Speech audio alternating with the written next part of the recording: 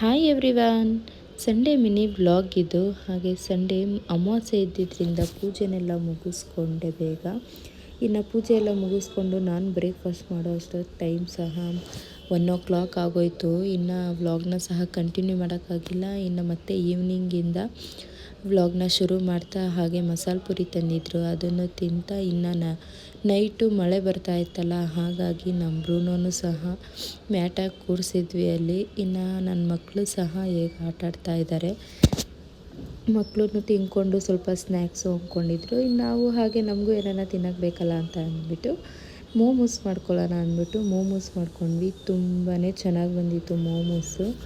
ಹಾಗೆ ಮಕ್ಕಳು ಸಹ ಇಷ್ಟಪಟ್ಟರು ಈ ಸತಿ ಮೋಮೋಸ್ ಮಾಡಿದ್ದನ್ನು. ಇನ್ನು ನಾವೂ ಸ್ವಲ್ಪನೇ ಮಾಡಿದ್ದು. ಇನ್ನು ಟೇಸ್ಟ್ ನೋಡಿದ್ಮೇಲೆ ಇನ್ನೂ ಸ್ವಲ್ಪ ಮಾಡಬೇಕಿತ್ತು ಅಂತ ಸಹ ಅನ್ನಿಸ್ತು. ಹಾಗೆ ಸಂಡೇ ಮಿನಿ ವ್ಲಾಗ್ ಇದಾಗಿತ್ತು. Thank you for watching.